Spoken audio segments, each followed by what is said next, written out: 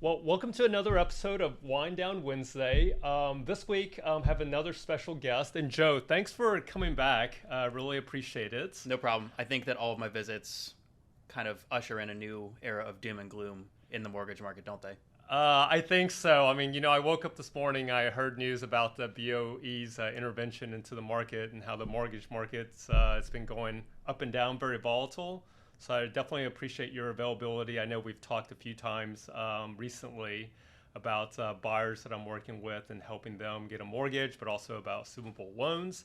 I thought what we would do this week is kind of talk about some things that we talked about just most recently about the difference between paying down your mortgage or putting more down versus just paying points. Sure. And maybe we can start with what that is in terms of what is a point in Yeah, a loan. absolutely. So in mortgage, actually, Rayne, I inserted a few slides before we get into some of the what is a point.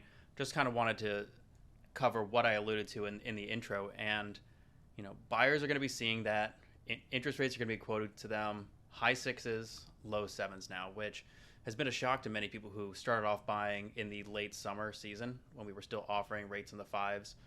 So that it's going to be a big shock. And one of the things we've been seeing most recently is after this most recent Federal Reserve meeting, a lot of volatility in mortgage-backed securities. So anybody looking at this top chart is going to see that the moves, those candlesticks, are getting larger and larger. So those are just one-day moves in how bonds are priced. And every time those are getting bigger, it means that the market is having a little bit more trouble deciding on what that price really should be on the underlying security. Yeah, that's pretty amazing to see this big dip here. But also, looks like it's from the Mortgage News Daily, and how much it's moved even just within the last few days. Looks like almost close to a little over 7% now for a conventional loan. That's right. Yeah. So this is a composite metric. They survey about 70% of mortgage loan originators of the country to come up with that rate. And so it looks like that 7% is here to stay for at least most of the mortgage lenders out there. We are starting to see mortgage lenders come up with some amazing new products that segment out certain risk classes of the market so they're able to offer better interest rates. And I think we'll cover some of that a little bit later on in this presentation. Yeah, that'd be great because I know for a lot of buyers, having higher mortgage rates definitely has taken a lot of their buying power, and it's really been a challenge in terms of affordability. Absolutely. So moving on, just wanted to kind of punctuate where we are today versus where we've been, right? So people who started looking in the market this year, rates have gone up 3%. But in relation to where we've been the last 30 years, this is still a relatively low interest rate environment. Many people will know somebody of an older generation who bought their first home at 17, 18, 19% interest. And so we are still in a very good time to buy a home, especially because it creates opportunities to negotiate your purchase price a little bit more. It allows people to keep contingencies, which were unheard of earlier this year. Yeah, I think so. I think what's really tough for a lot of first-time home buyers is that they've been used to having very low rates, and it's more of how quickly the mortgage rates have gone up. And unfortunately, I think prices have not come down in terms of real estate prices as fast as mortgage rates have gone up. That's true. And I think you would know that a lot better, especially because you're having those conversations with sellers. They're really stuck on what that home down the street was sold for, not really taking into account that their interest rate for the buyer was 2% less than the buyer's today. Yeah, that's right. It's been really challenging, I think, trying to get sellers to lower their price and do price cuts. But I think, kind of that reality is starting to settle in with some of the sellers that I've been talking to and investors as well. Absolutely. So one more thing I wanted to highlight before we move on to points is the difference between the U.S. housing market and the D.C. housing market. And so a lot of people will intuitively think, DC might be a little bit more stable because of the nature of the work in this area, highly services oriented, government, military, versus some of the other parts of the country which are more manufacturing based. And when the dollar has appreciated so much against the currencies of a lot of our trade partners, we're going to start seeing job cuts for a lot of U.S. exports. Just the purchasing power is not there abroad. So wanted to highlight a few things on this chart behind us. The top line is the Case-Shiller Home Price Index. All of these lines are indexed to 1987. So that is, and this chart is showing the relative value of homes compared to 1987. The line just below it in green is showing the rest of the U.S. So we can see that for the most part, DC real estate has appreciated much more quickly and held its value for much longer than the rest of the US. In addition, after the great financial crisis, prices accelerated much more quickly out of that mainly real estate based recession and approached the current levels a little bit more slowly than what we saw in the rest of the US. And what you're also seeing is that the rest of the US very quickly caught up in the last 2 years, really during the pandemic, where there's been a frenzy to take advantage of low rates and push up purchase prices.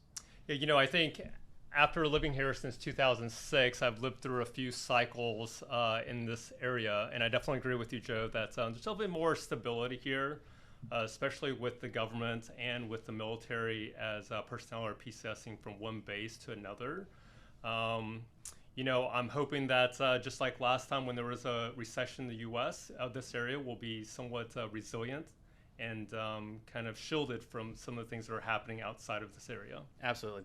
And then the other thing I wanted to point out here is that on these bottom two lines, it's the purchase volume. And, we all realize that purchases normally happen in the spring and the fall markets with lulls in the summer and winter as people are, getting ready for school. Many people don't want to move right in the middle of winter. And so we naturally want to see these ups and downs in the market. But the main takeaway is that the rest of the U.S., the bottom line in red, has not really increased that much from its index of 1987, whereas the number of properties that are exchanging hands in the D.C. area has nearly doubled in that time. And so that's going to help with price discovery, which is an economic term for just making sure that buyers and sellers have good information on what something is worth. So, if you don't have a good recent comp in your neighborhood, it could be because nobody's bought or sold there recently. And so in the DC area, we're finding out what people are willing to pay much more quickly, and so we can adapt to that. Yeah, that's a good point, Joe. And I would have to add to that, I think even though having a lot of comps are really important in terms of helping a buyer put in an offer, but I think with how fast the market's moving, how fast the mortgage rates are going up, it's actually, talking to other agents and seeing what things are being priced at before they close. Because if you look at a comp that was like, 3 months from now, or 3 months ago, it's really not that helpful whenever you're making an offer like today. That's true. Yeah. I've been instructing a lot of agents to try and look at what they thought the rate was on the mortgage of the buyers for those homes and see if they can extrapolate out from that. But it is really hard to determine exactly what rate they got because we don't know if it was an ARM, which are becoming very much in demand this year. We don't know what their down payment was, so it's a little bit harder to figure out what the payment terms should have been. Yeah, that's right. But would you say, Joe, like in terms of mortgage rates, it was pretty steady until probably like in that May time frame, and then mortgage rates just started going up starting in June, and then it just kept accelerating through the summer. Yeah, that's pretty much what happened. As the Federal Reserve continued to stay strong on battling inflation and seemingly lose at that battle, that's really what happened in this most recent week. Chair Powell admitted that there is no firm grip on battling inflation, and we've seen the markets react in a pretty major way. Yeah, and I think he seems very kind of firm on battling inflation, and that's I think they've priced in 75 basis points in the next meeting, and then maybe another 50 or 75 in the one after that. That's right. I think rates are going higher. That's true. So what we've seen in the bond markets is that 4% federal funds rate by the end of the year is what they have priced in, which would include a 75 basis point raise this next month and then another 50-point raise in December. Yeah, so it's, on the one hand, I think it feels like it's bad news for a lot of buyers that are buying. But I feel like, some buyers are, realizing that they need to relook at their budget and, talk to their mortgage lender more often to make sure that rates haven't changed since they last got pre-approved. Yeah, chances are they have, unfortunately. Yeah. All right, so let's move over into our discussion topic of today. And we're going to be talking about what is a discount point, how you can use it to lower your mortgage rate, and then reasons to, and then reasons against using discount points. So just starting off, a point in mortgage speak is 1% of the loan amount. So if your loan is for $500,000 and you purchase one discount point, it costs $5,000. That cost is paid at closing along with all of your other closing costs. And so discount points don't have to just be purchased in increments of one. They are typically purchased in increments of 1/8% or 0.125, and that's just because mortgage lenders price all of their interest rate products in eighths of a percent. Oftentimes, the most efficient way to buy these discount points is when the margin from the lender side looks like you only need to buy a fraction of an eighth of a percent in order to get to the next better interest rate. And so those are really efficient ways to save what is usually about $50 per eighth of a percent change in interest for maybe only a couple $100s. So are you saying, Joe, that it might be less than a point or less than a percentage if it's like closer to the next increment in the mortgage rate? Yeah, absolutely. So there's a lot of factors that go into how lenders price interest rates on each of the different products. And it is not always a clean, this amount of points gets you, or this eighth of a percent gets you to the next better interest rate. Sometimes it's a very small fraction of margin that you need to cover.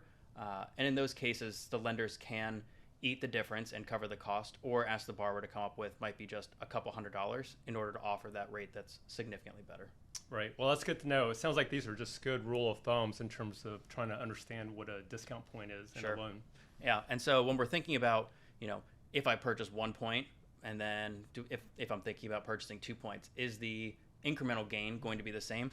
The answer is usually no. Right. And that's because all of the mortgage prices are being priced out based on the current yield curve. And as we know, the yield curve in the US is a bit wonky right now. So there are some weird things happening with pricing where sometimes you'll see that a 7-year ARM is priced better than a 5-year ARM, or a 10-year ARM is priced better than a 5-year ARM. And so what we're looking at is moving up at what we call our rate stack and finding opportunities for people to purchase a lower rate for less money up front, especially if we're looking at a better product. In most ways, a 10-year versus a 5-year, where you have a longer fixed term of that interest. Yeah, that sounds really confusing, Joe. But I think, from my perspective, working with buyers, it seems like you need to have the buyer think about how long they're going to stay at a place and if they think they're going to move or not within the next 5, 7, 10 or more years. Yeah, that's going to be the most. That's the most important thing that we're going to need to consider for what interest rate product is the right one, but also when you're thinking about discount points. And so I think let's go ahead and move over to the next slide. Okay, great. Let's do that. So another couple things that you should know about discount points: they last for the entire length of the loan. So if it's an ARM, it's going to be applied to those adjustments that happen later on, or for a 30-year fixed, it applies for every single payment for 30 years. But it's not always the best thing to do, especially in this rising rate environment, where we're kind of expecting now a light recession next year, or maybe in the next 12 to 24 months, I think is what most people's expectations have now. The Federal Reserve normally responds to that by easing monetary policy. And what that looks like is usually lowering interest rates. And so they've been aggressively raising them this year so that if we do hit a recession, there's the ability to ease the market back down from that recession. So if there's anybody out there that's banking on a refinance in the next year or two, purchasing a discount point is a complete waste of money. They will not have recouped their cost. Right, because it sounds like what you're saying is that mortgage rates are pretty high right now, and even though it's hard to predict where mortgage rates are going to be in the future, but there's probably a good probability or possibility that the rates are going to be lower if we're going to be in some sort of a recession where the Fed, they have to respond to that recession to try to spur up the economy again. That's absolutely right, yes. Another thing to know is you can't take that interest rate with you when you sell the home. So if this is a starter home, or maybe you're planning to be relocated for work in the next 5 to 7 years, probably also not a good use of the money as well. And then lastly, the amortization table of a mortgage where part of that principal and interest that's fixed every month goes towards interest and principal. That amount shifts as you get further into the payment term.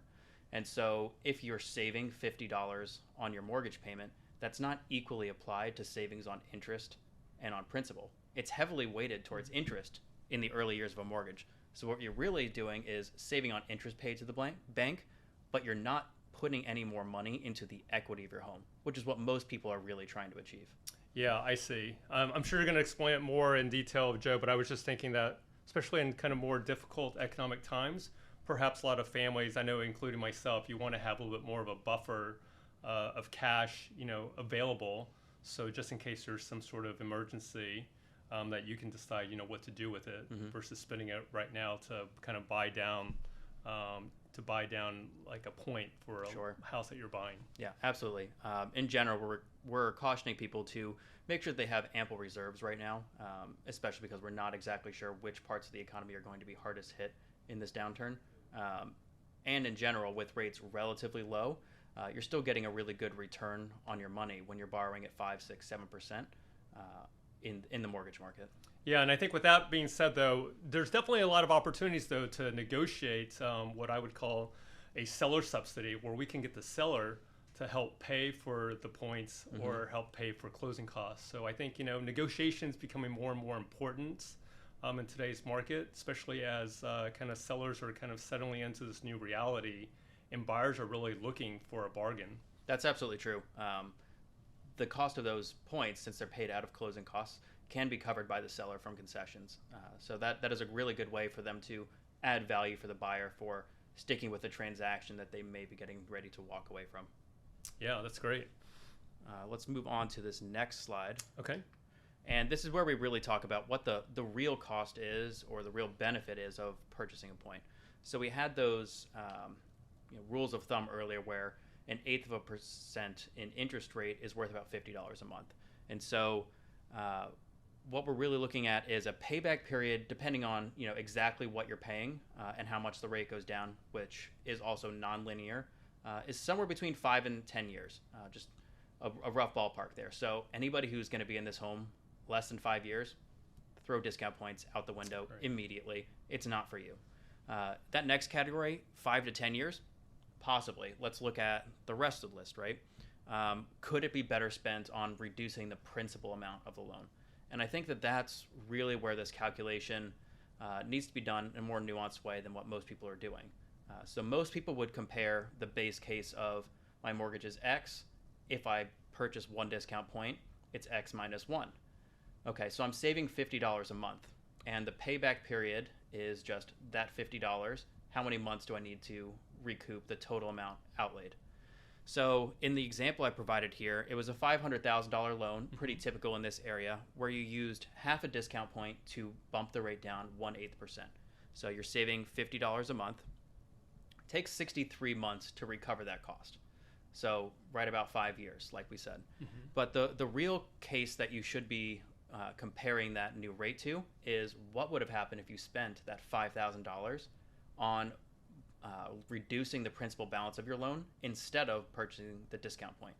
And so when you're comparing those two numbers, the monthly savings is only $25 a month, meaning that your real payback period is 100 months, significantly longer. Yeah, that's definitely a long time, 63 or 100 month, and just for a $25 a month saving. Right. And like we mentioned before, it seems like it's better to have the flexibility to kind of apply that the extra cash that you have how you like. And I know for myself, in terms of setting up these payments, it's really easy to set up an extra payment a year with your mortgage lender. So that's a way to kind of, automate that into your life, so then you don't have to worry about it. Yeah, absolutely. There are also some really good other options out there for people who want to actually reduce their principal and interest payment by putting extra money towards their loan. And it's an option called a recast. And I think we'll probably do a little bit more in-depth topic on that at a later date. Yeah, I'd love to learn more about this recast. I love the name. Absolutely. Rayne, anything else you wanted to cover on points and what you're seeing in the market? No, I think this has been really educational in terms of understanding how points work and why or when you should be using points in a home purchase. Yeah, so, absolutely. Yeah, thanks. I guess I'll wrap up. We didn't mention earlier, just in terms of, I know the last time you were here, you were really liking this Devil's Back drink. What are you drinking now these days in the fall? Yeah, so in the fall, I've been really liking citrus beers, and I'm a big IPA fan. So right now, it's New Belgium's Hazy Like a Fox. Easily my favorite IPA out there. Goes down really easily. Just can't recommend that one enough. Yeah, that's great. And I think for me, in terms of wine recommendation, I've been really enjoying a lot of Portuguese wines. I think it's kind of reflective of today's market where you really have to find some value when you're buying wines or even beers. Right. The US dollar is really strong, and I think Portugal makes some really good wines. And I just discovered at Costco Esporal, which I've talked about on a previous session. They actually have both a red and a white wine, and it's only about $14 for the white and $16 for the red. So That's great. definitely recommend us as something that I would get at Costco. Amazing. Great. Well, thanks again for tuning in to another episode of Wind Down Wednesday, and we will see you next week.